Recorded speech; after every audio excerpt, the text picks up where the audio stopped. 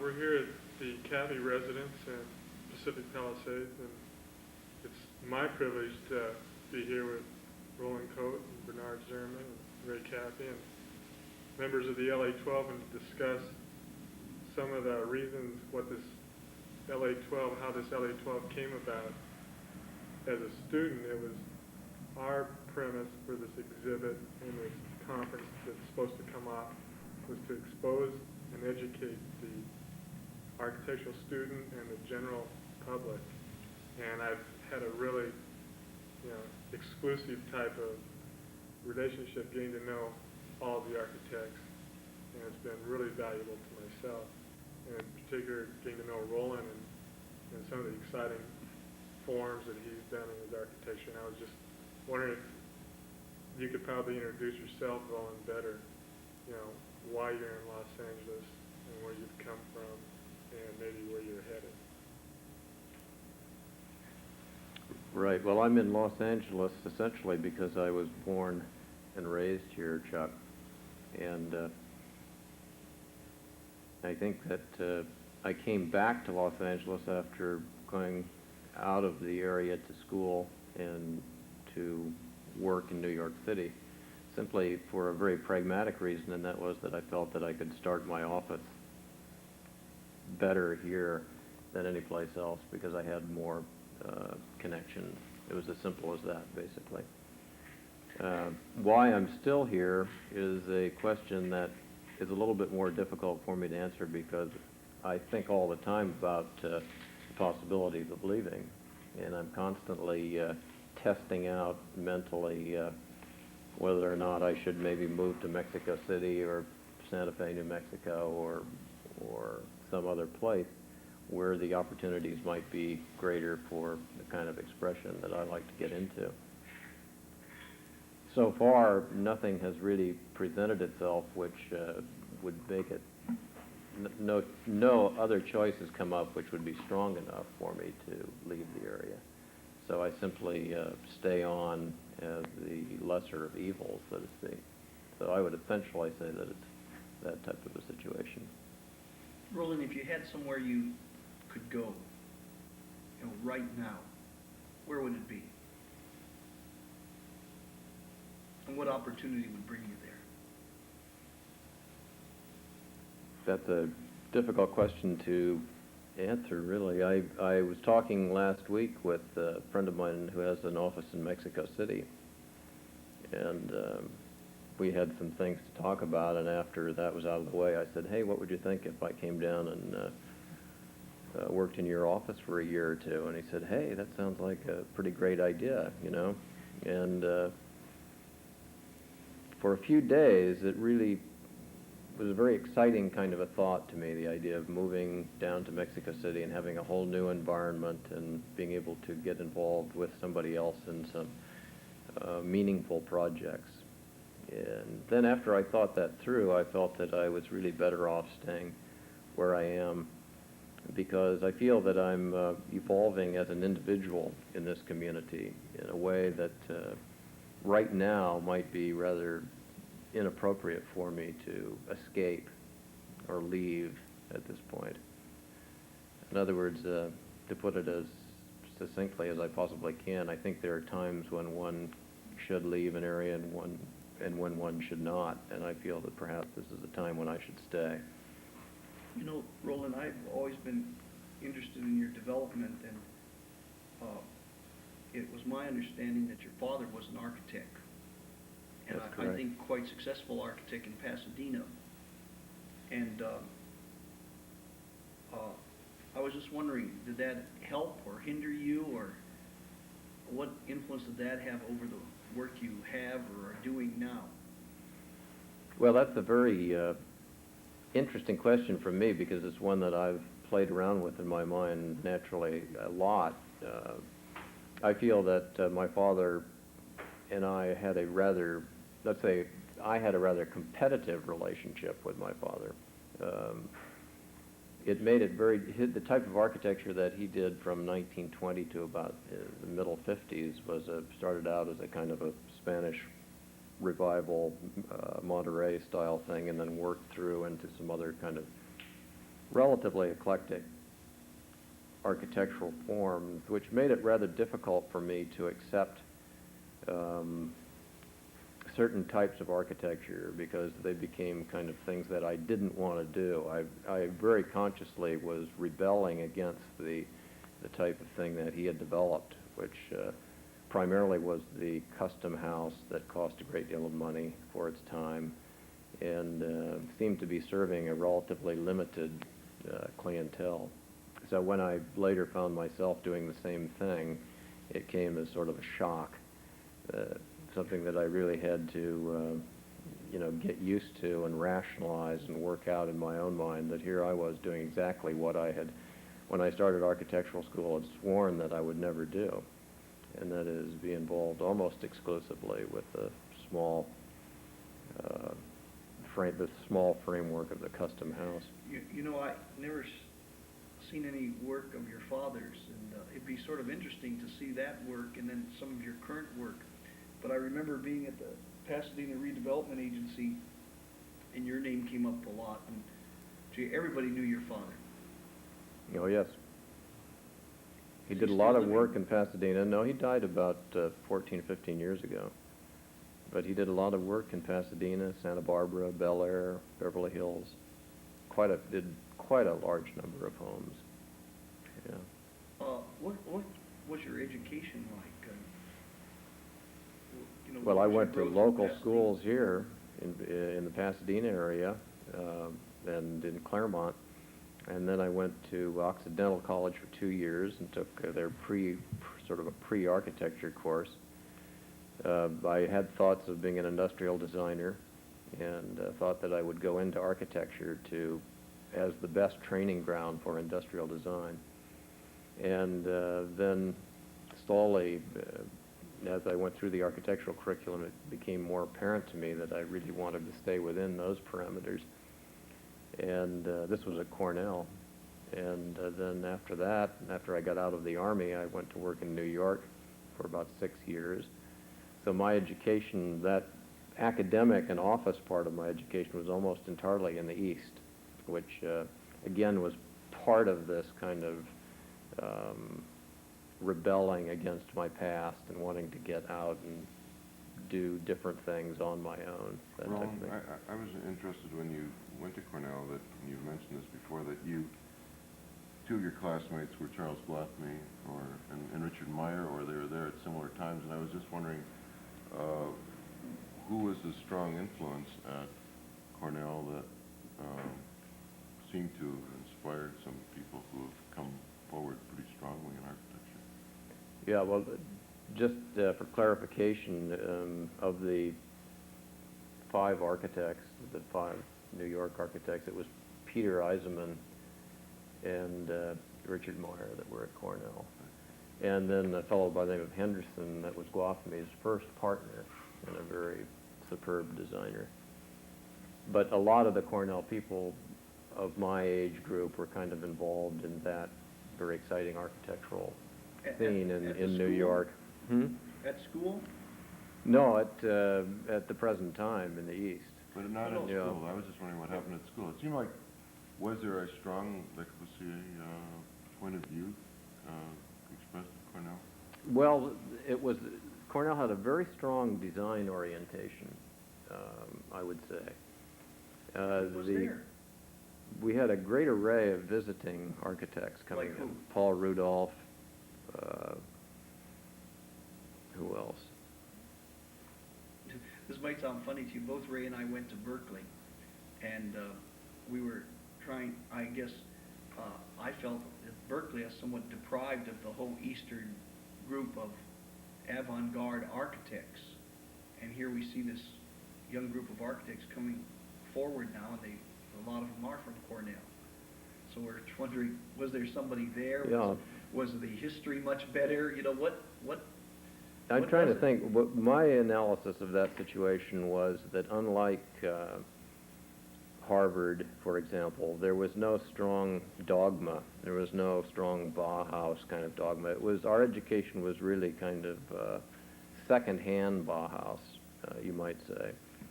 And I think that was a very excellent thing. I think we all started out with no preconceived ideas, and there were very few preconceived ideas pushed upon us. I'm not really sure how Richard Meyer and Glautme. That's interesting though, because we had the same kind of a background in education. I think it was about as loose as you could be almost. There was at nobody Berkeley. important And there yet, except and for- yet a lot of pretty good guys came out of Berkeley through that period of what I would categorize really with no philosophical base.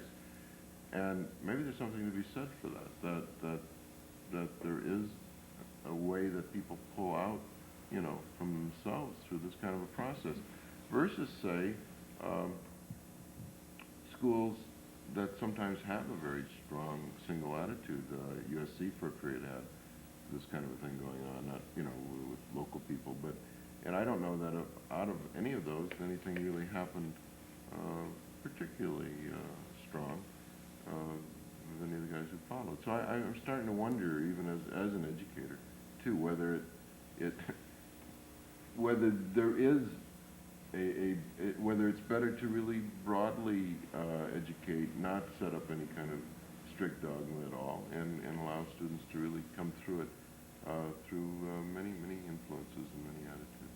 I don't know. Yeah, I would agree with that. I mean, I think that we were talking earlier about about Ray's interest in prefab housing and his desire to remove himself from the kind of environment that we're in here, of the really exciting custom house, and get involved in the aspects of mobile housing and mass-produced housing. My tendency is to say, well, I kind of get interested in the other side of that same coin, which is to think in terms of housing forms which are more relevant today than the custom house, which seems to be kind of a thing of the past, and see how housing could be, in a sense, mass-produced in the field. I have some sort of philosophical thoughts on that, in that I don't like the idea of factory-produced housing from the standpoint of the people that are forced to produce the components, which I think is a very dehumanizing kind of an industrialized process, where people are much better off to be out in the field working with studs and stucco, if that's all that one can afford. And I think that the worker retains a kind of a pride in his work, and a raison d'etre that is totally lost in the assembly line process. So you're looking at on-site then, Yeah. production. Also, I think that on a global basis, that to set up a situation where the United States, let's say, is producing housing for the world would be a real mistake. That developing countries should be producing their own housing, and I feel very strongly that materials like mud brick and stucco and fricks and machines that make bricks on site and that type of thing is really a very, very plausible, economical, and perhaps the only really possible way for much of the world's housing to be accomplished. And that's why I've always felt very fortunate to be working in Mexico with some of those traditional materials, which I feel are very important and have great application. That's an interesting concept in terms of human behavior. If the house is factory produced, the individual has no relationship to it. He buys it, uses it, throws it out. If he has participated in it, maybe he would really care for it more and be more an intricate part of him. I personally have thought about it really coming from the factory, being placed, and then adding the additive system of oneself. And I know that I've always been influenced by Craig, and I like his glass box, houses, but I've always questioned the order of the furniture, and that everything in the house was Craig Elwood and not the Klein.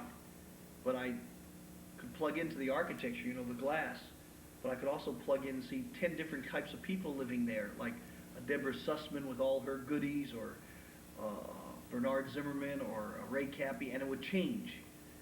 And I think that there are other things that, in other words, we don't have to have such a completed package if it came from the factory. You know, there are other parts that you can Well, I add. think this is definitely true, that components could obviously be put together. You made a comment the other day that I thought was interesting, and that is when I asked you about my recent talk at SCI-Arc, you said, oh, fine, but I wouldn't have started with that Venice project first. I would have started with some of your other more exciting things and maybe shown that toward the end. But my whole point in that lecture was that I felt that this small 2,500 square foot house of studs and stucco on a typical lot in West LA was perhaps the most important statement that I was making in the whole lecture. And it was really pointing up all of my thoughts about work being done in the field, not as something that has to be the only way that things are done, but as an alternate, as a possibility, that it would always be a viable kind of an arrangement to have a general contractor and subcontractors and trades coming together to build something, whether it was a unit that cost $40,000 or $400,000. And the statistics might have to involve more quantity if it was the small cost unit, but that would simply mean that the contractor would have to be a little bit more mobile, and it wouldn't really change existing habits that much.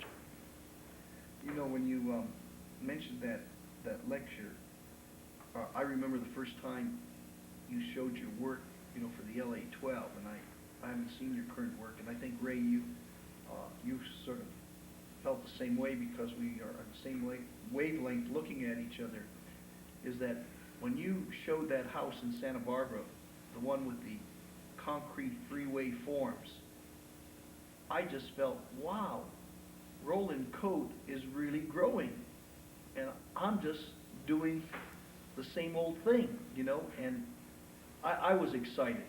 You know, that was a very exciting evening for me, and it was a very exciting house. And I guess what happened at SCI-Arc is that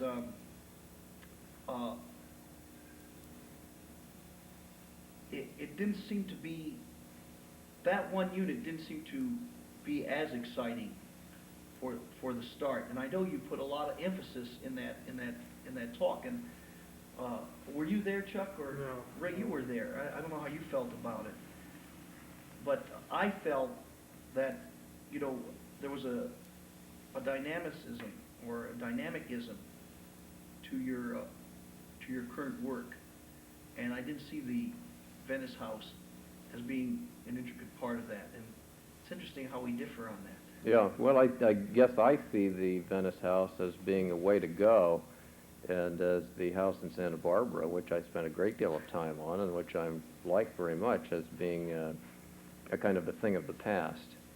And I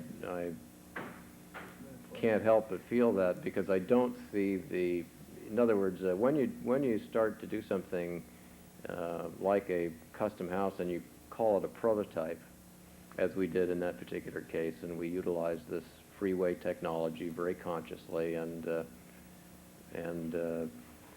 digging into the site and really trying to express the proper site utilization. I think you run the risk of your prototype being an Edsel, in other words, of being not a useful artifact. And I think that that was, to a certain extent, the case of the house in Santa Barbara, that after it was all finished, that I didn't see its applicability in the long range in what's happening in Southern California, primarily because its best application would be in terms of development in the hills.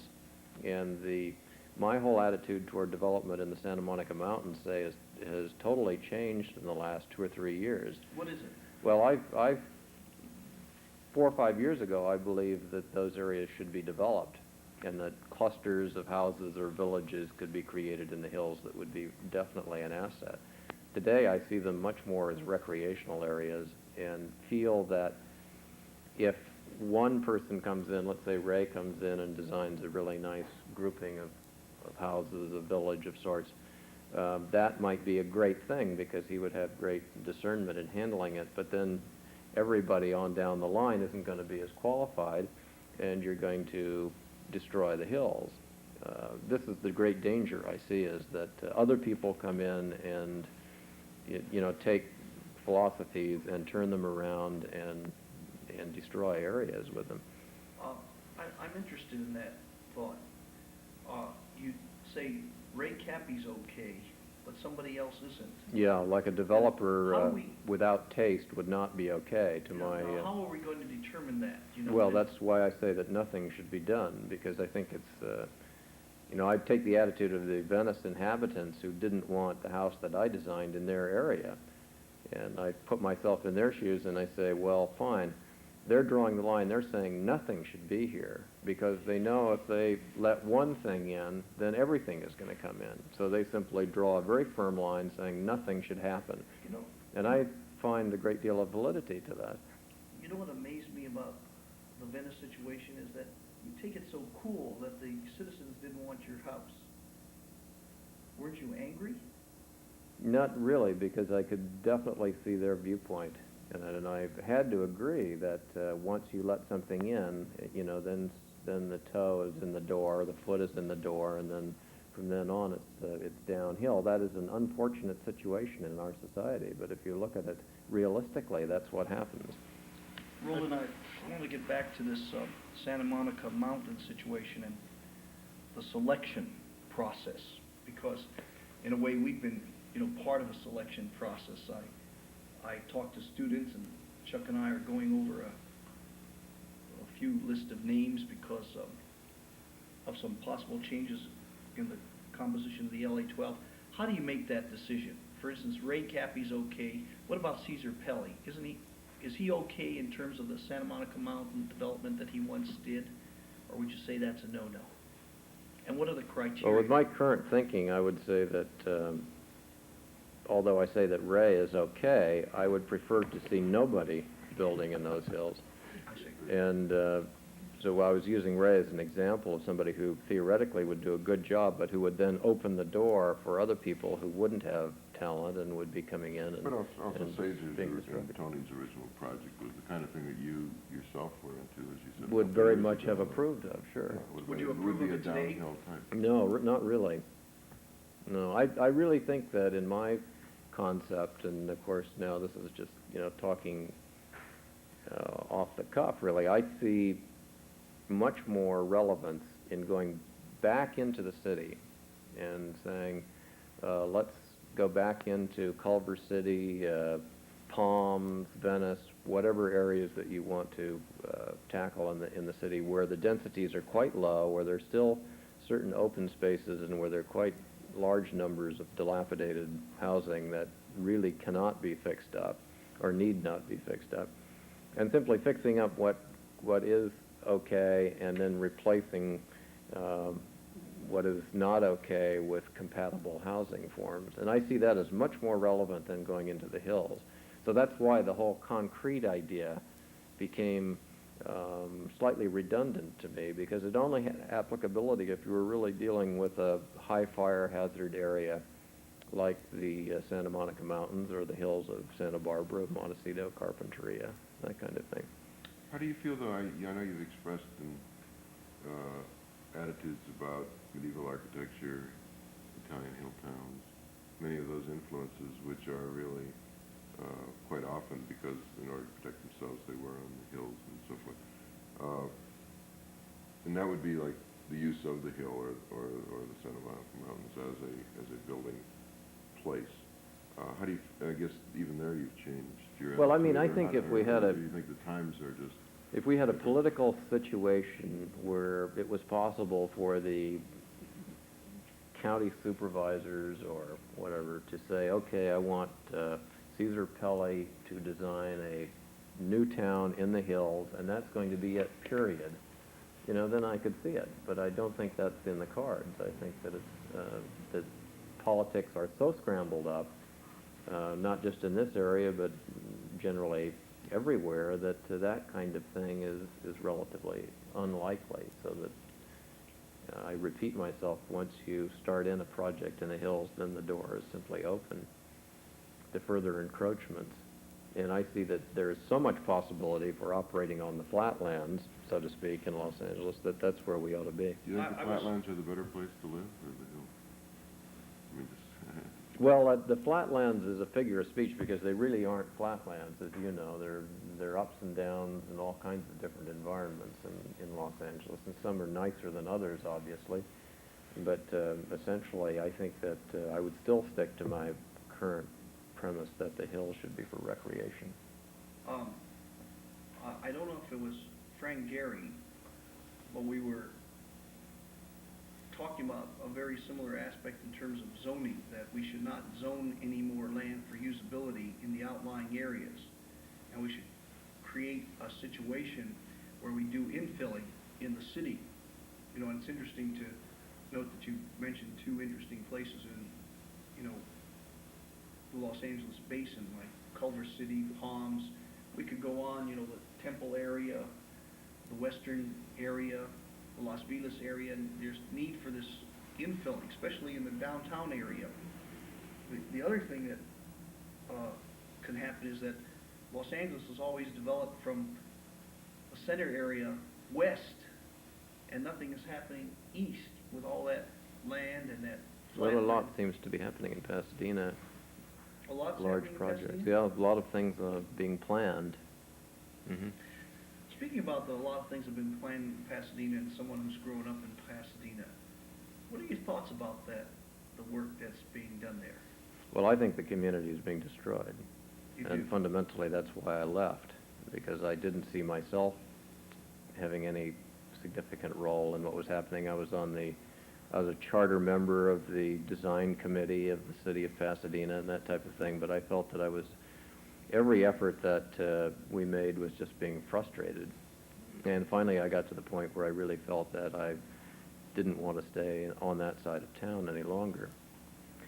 But I don't really think that was just a subjective kind of a decision that I made. I find Los Angeles a fascinating city, frankly, and I think that there are so many exciting areas.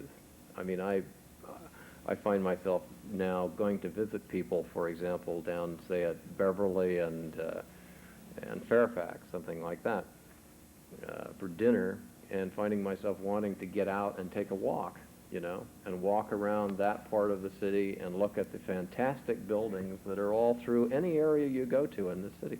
And every area of the city has a different light quality, every area has a different kind of a microclimate, and it's a fascinating thing to get into. You know, I think Rainer Banham has gotten into it very well.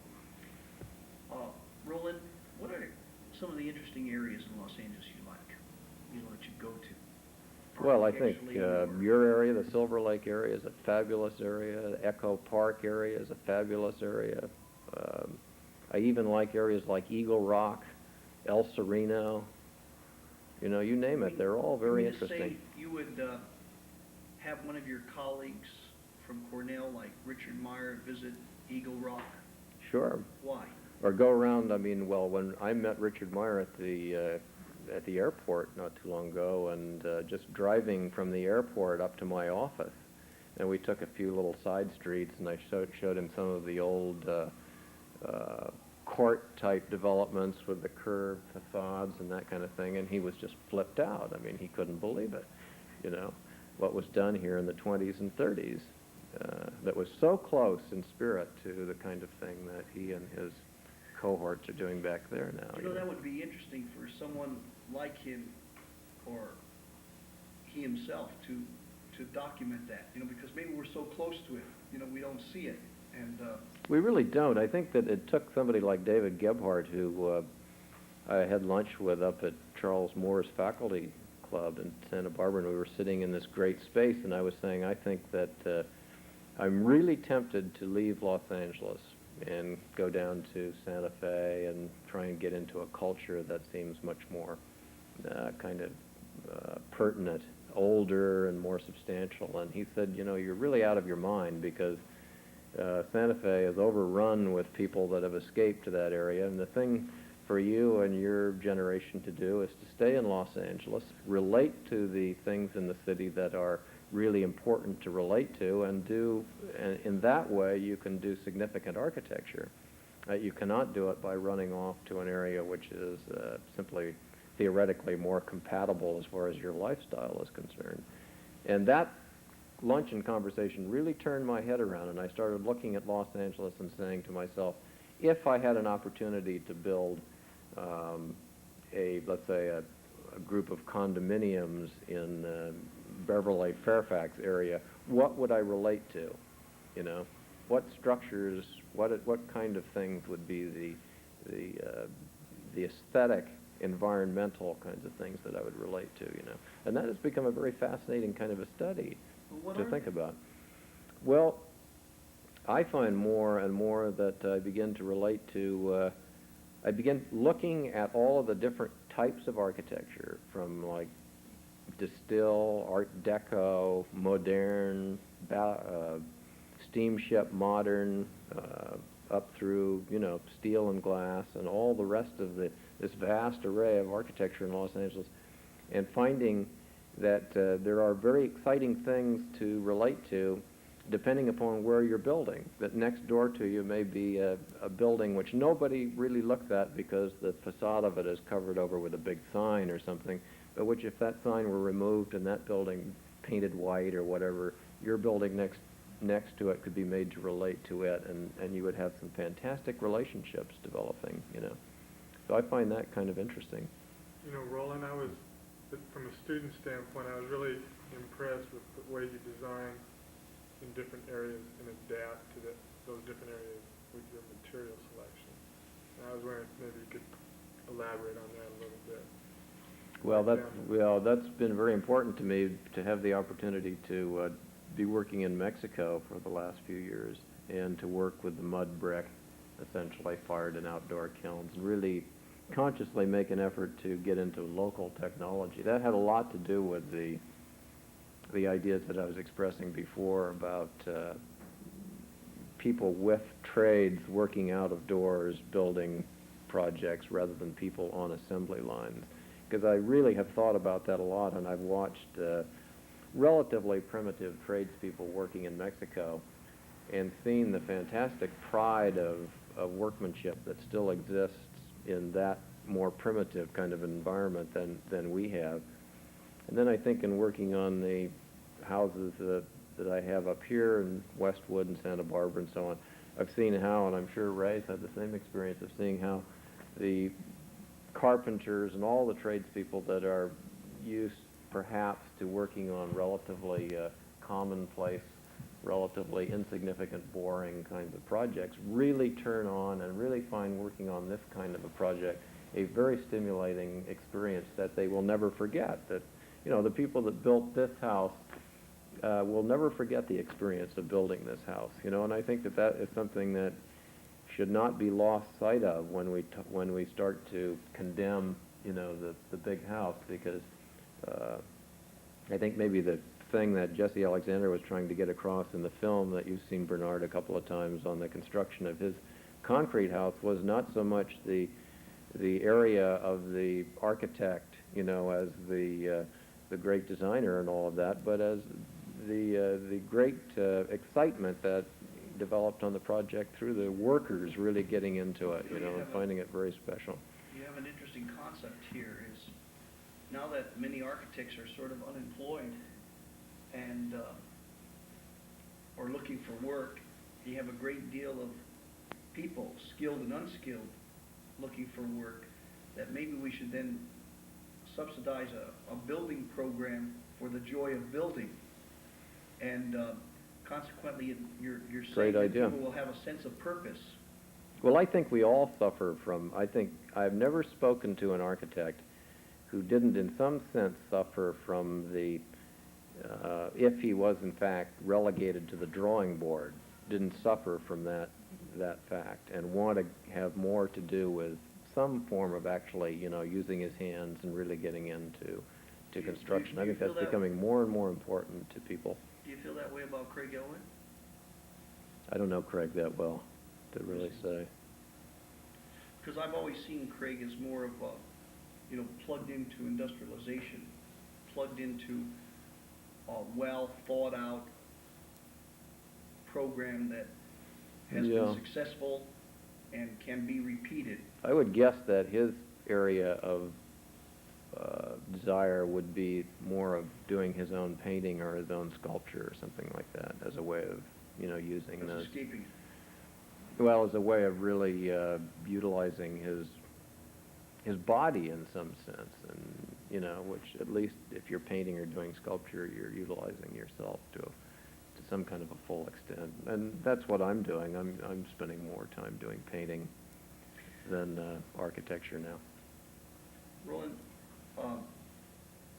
I gather there's a sense of you getting something out of this, you know, LA 12 plus one, that you seem to be more part of, say, an architectural community. You know, you've mostly been a loner.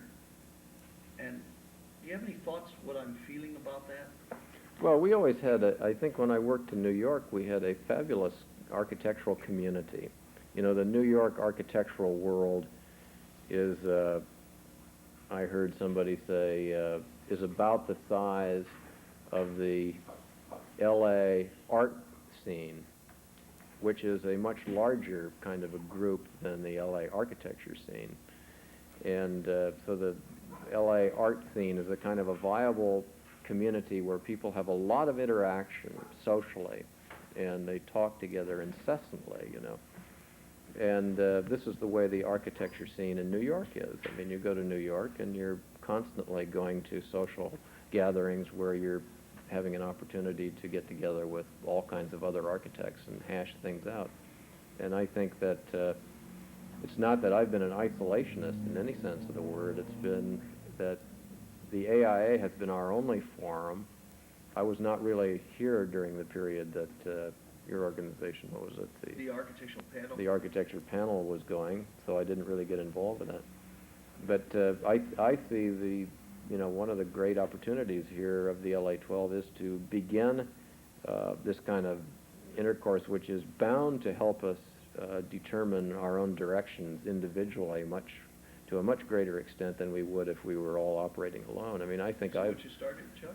I think I've already gotten quite a bit out of it from the standpoint of listening to Ray talk about his particular problems, and you know, it's the kind of thing where we have a tendency to get very paranoid about the fact that we don't have a lot of work, and lose sight of the fact that this is not our fault, it's simply the economy. And then when I talk to you on the telephone and you say, well, I've got this bank that I've got to get out, but after that I don't know what's going to happen, then I feel better because I don't feel alone Yeah, in but this. then I'm going to cry on Ray's shoulder, ask him for a job or something. Well, I mean, maybe this is something that will grow out of this, as certain collaborations. You know, maybe I think that we could spend a lot of very valuable time discussing this area of low-cost housing. You know, I mean, I think that this is a tremendously important area, and Ray and I have lots of different ideas. No. We disagree. You know what? You know, We which have is some very things- Well, we important. have some things that would be similar Yeah. too, which would be better cross-fertilization. You know, as you get into this thing. You could even think of factory housing all being done outside, too, as far as that's concerned. I mean, you don't have to, again, I don't know if we have to think about everything in traditional ways, but on-site housing methods have really been where my head has been for a long time, but slightly different. I mean, you know, you're looking at it, as you expressed, Santa Fe, New Mexico, and a different kind of indigenous building than, say, maybe I'm looking at wood or through another kind of a system, too. Right. But I do think that through the exchange, there's great opportunity to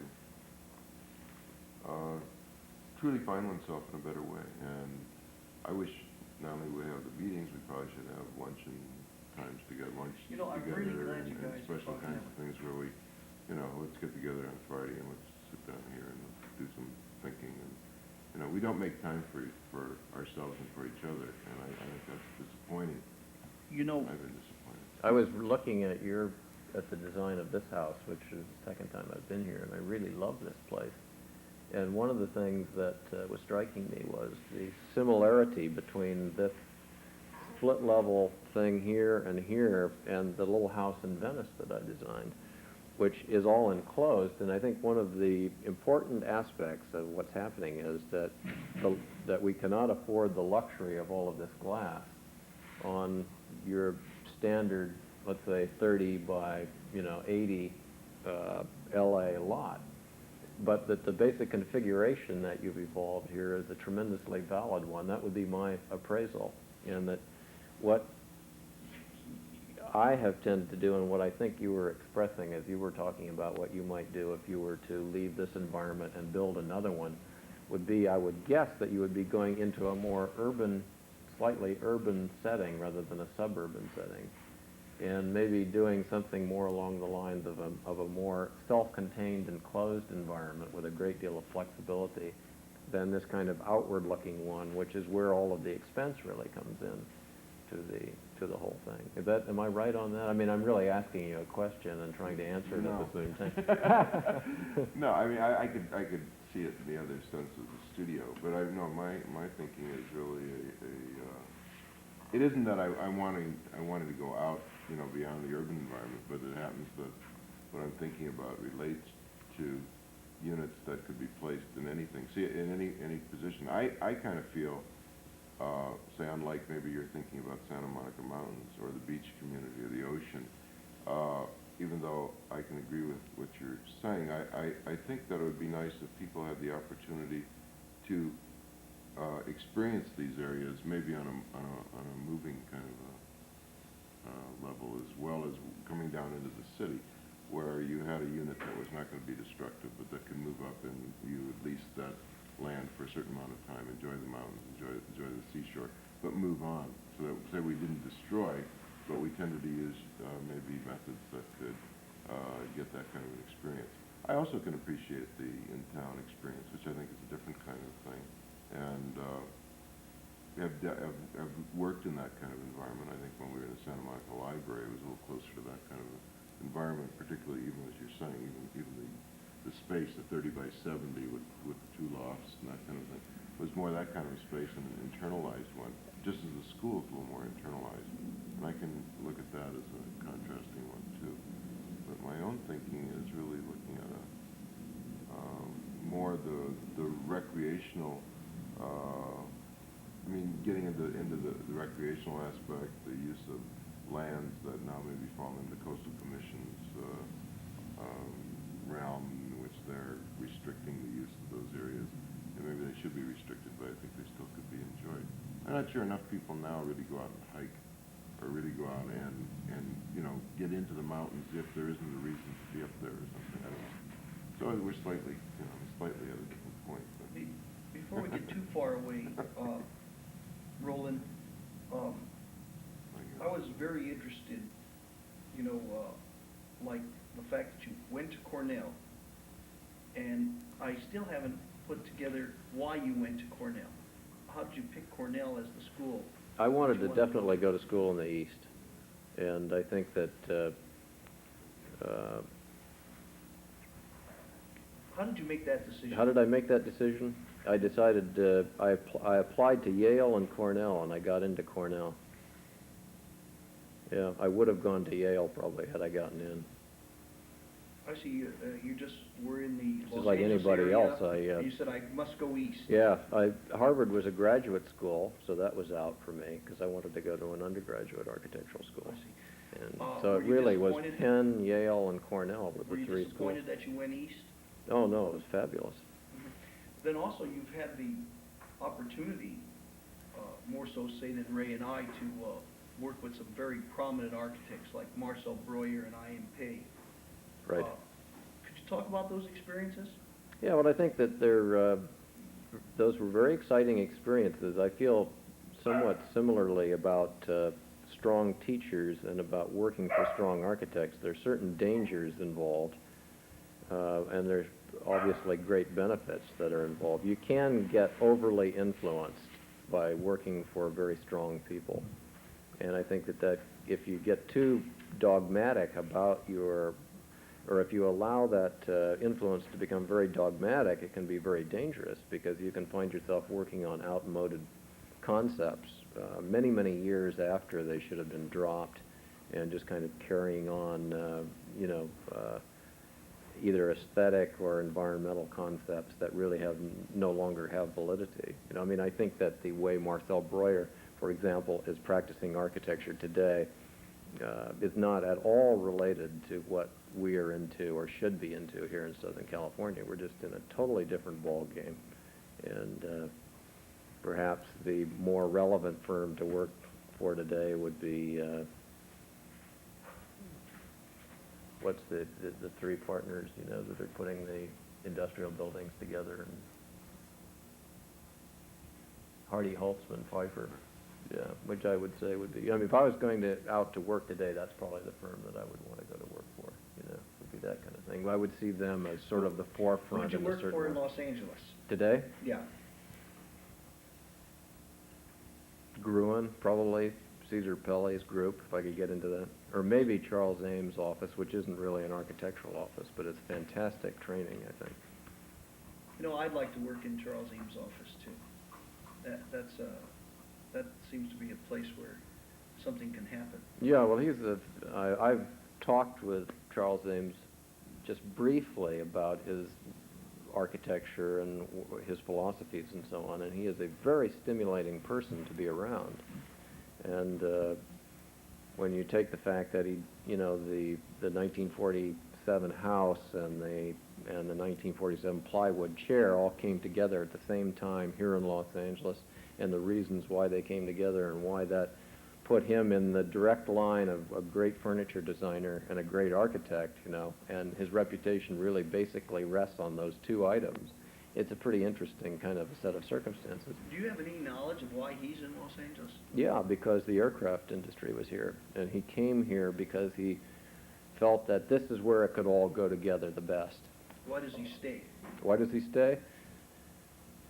I would guess he stays now because he's probably got a setup between his house and his office arrangement, which is very satisfactory to him. He's totally internalized, and there's no reason for him to go out. He doesn't like to go out. I mean, he said the reason that he doesn't do architecture is simply because he doesn't like to go out anymore. So he has his own environment. It could be anywhere, basically. What are the problem areas that you see in Los Angeles? What are the areas that you think,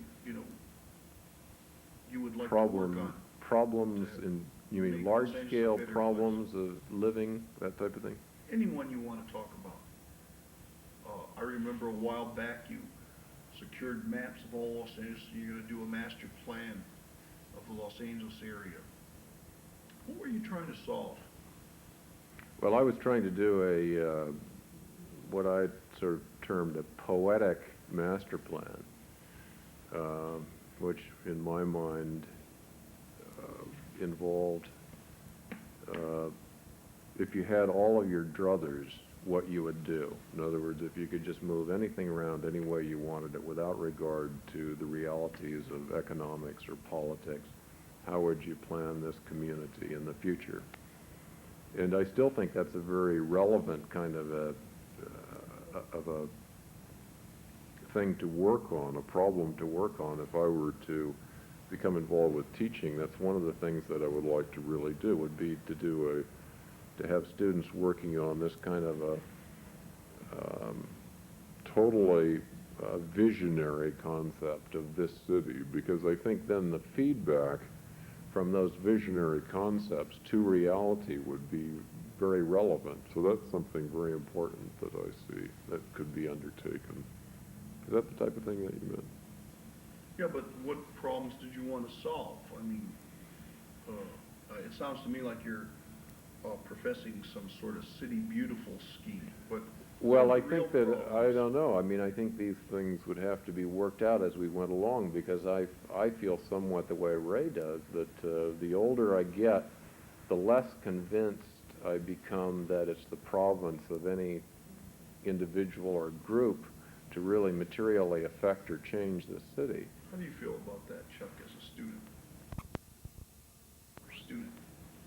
Well, I feel there's going to be a lot of change in the future, and like I had been working on a design concept for a freeway city where we utilize the space, the air right space over the freeway, and the potential of something like that is really exciting. Yeah, this is what we would have probably gotten into in those days when you came to my office and I was working on that, probably. You know, But today you probably wouldn't, because now Probably you're not. talking about getting in and walking the neighborhood and, Right. and responding Exactly. to each neighborhood and dealing with it probably more at a much more of a micro scale than a macro scale. Exactly. And, much more of a I did, intimacy yeah. instead of an overview. I worked on a couple of sort of megastructure schemes, and I began to get very scared of my own power, even though it was on paper, you know. And I've never been that enchanted by people like Slert, who I think build rather Byzantine monuments to themselves rather than to other people. So that's all part of my concern these days. Get into planning at big scales is that as you start to do that and you think about some of the grandiose schemes and where you might be in 1970 with that kind of thinking, and then when you find yourself changing in a different and responding differently 3, 4, 5 years later, I think this becomes sort of the danger of the architect planner or the big masterminding kind of point of view. I think Le Corbusier, in a sense, fell into some of those kinds of traps as he had to spend so much of his life thinking of how he would change all the cities of the world, really, and yet, never having the chance, and even having the chance to do it, questioning whether you could ever really monitor what you did and whether it made any sense or anything else. And so, I'm not sure that whether we really think too large sometimes when we're into those kinds of things, whether they're really valid. Well, I differ than both of you on that, but I'll wait for my turn. But what amazes me about both of you is that you sound like old men. You sound like old men that are ready to pack it in and do your little art, your painting, and you a little different in terms of the area you want to work in. I think I'm a young man. My Lord, aren't you concerned about, you mentioned it, Ray, what are we going to do about the smog problem? What are we going to do about the transportation problem? What are we going to do about the housing problem? You turned me on when you started talking about things that the LA 12 might be able to take on, or do. And I was thinking about Whitney Smith and Wayne Williams and that whole group there when things were slow, just after the 40s or during the war. They would work on what are we going to do about the elderly people? And they would study different project areas to keep their interest up, and sooner or later something happened out of that work. Well, lately that hasn't happened. Ever since your gray area report, Ray, from the AIA, you don't see a group of architects in Los Angeles working on that kind of thing. So what kind of things would you want the group to work on? Well, as I examine this, if we're talking about Los Angeles in particular, which we are, the more I'm in this city, the more I compare it with other cities of the world, the more satisfactory I find it the way it's functioning right now. That it's a fantastically well-functioning city, comparatively speaking. If we compare it with New York or London or Paris or Rome or any of the other great cities of the world, you find that this city is easier to get around in and easier to live in and more conducive to all kinds of things than just about any city in the world. There may be some cities in South America that are okay, but LA is really a very good place to live, fundamentally. All you have to do is blow the winds every day. Yeah, and rain down the rain, right? The solution to the smog problem is not an architectural solution. It's a scientific, political solution, And don't you fundamentally. feel you as an architect should be involved in it? I feel that if you're so inclined that it is fine, but if you're not so inclined, I don't particularly think one should feel guilty about not being Or involved are in you it. so inclined? Not particularly, no. The students asked me, one of the questions they were interested in, why are you still in architecture? What, would you think of some other field like painting? What keeps you in the field of architecture?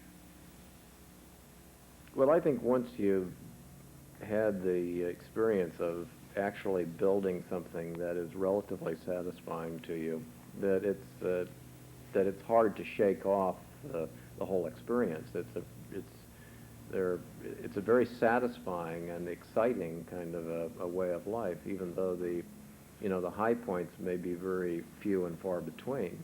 And I think that my endeavors are to fill in the areas between these high points, which may only occur once every 5 years or so, even less than that, very likely, with other activities which are stimulating to me and from which I get a faster kind of a feedback.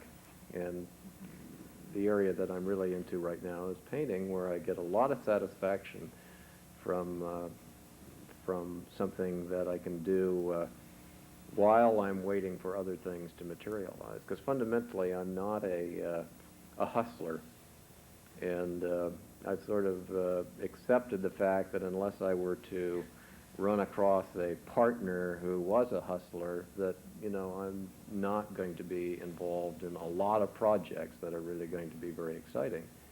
So I kind of have reached the point of view where I better learn to fill in with some other things, and maybe even get those other things up to a standpoint where I might even be able to make a little money from them without having to compromise on them too much, so that I could maybe put several things together and make a living and be as creative as I can.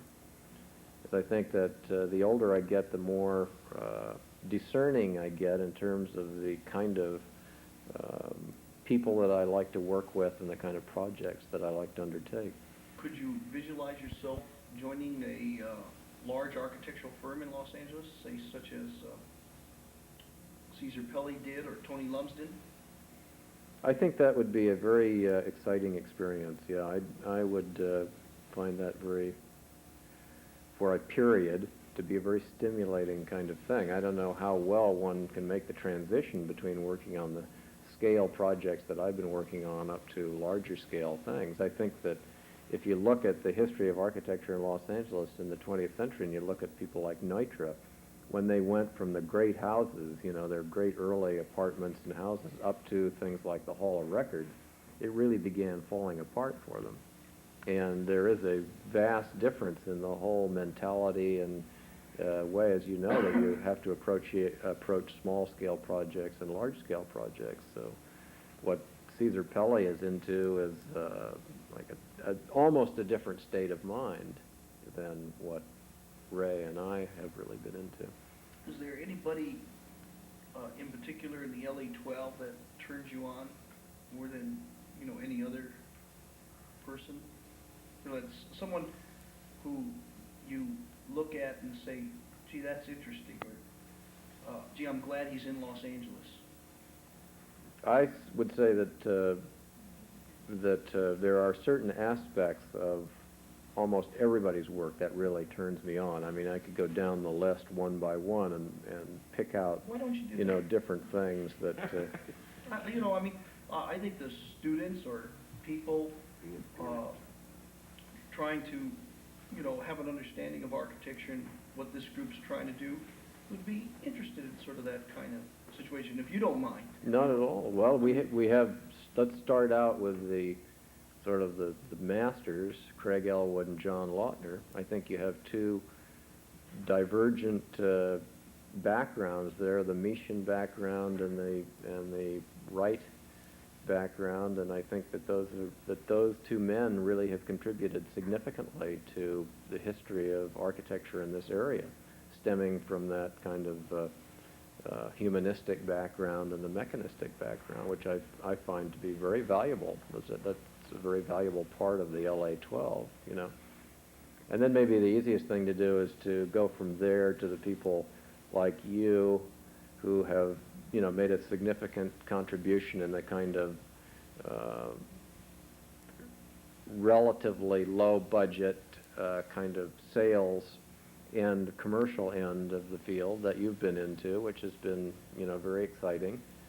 And then into Jerry Lomax, who also was a kind of started with from the Elwood Mesian framework, going into the industrial side of it, which I think is very interesting.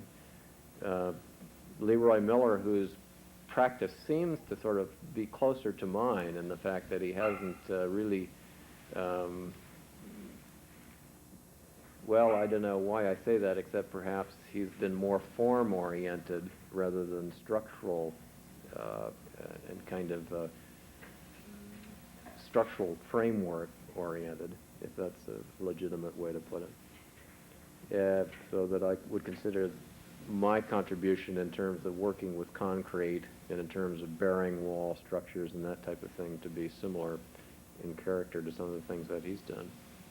And then I think in Ray's dealing with these houses where he has been very conscious of the structural grid, so to speak, and the differentiations between what is structure and what is not structure, and how glass works and that kind of thing. And then Tony Lumsden and Caesar Pelle working with the larger scale planning and building projects, which obviously have their own merits and are very exciting in their own way. So that I don't know who turns out to be at the cutting edge of what, and I don't think it really makes that much difference, or whether we really need to analyze that. I think that each person is doing their own thing the best way that they can, given a very definite set of circumstances that they have to operate within, because obviously your talents and your background are the things that really formulate what you do. And Philip Johnson wouldn't be Philip Johnson if he didn't have quite a bit of money, and have all of the things that kind of went along with the social prestige and everything that he developed in Manhattan within his lifetime. I thought it was fascinating when you did that. I really admire your analysis or your feelings about the people and your broad knowledge of architecture and architecture background. I was wondering, when we put this group together, the students asked me about people they should be aware of. They wrote out letters, and Caesar Pelle said that he didn't want to be involved with a group because he didn't feel he wanted to be, one of the groupies, and he didn't feel that there was any really group statement or movement. And I think the group went on to say that maybe that's Los Angeles. How do you feel about that? Well, I feel that that's very definitely true. I feel that The diversity that the Los Angeles 12 expresses as a group is manifested by the diversity of the city itself.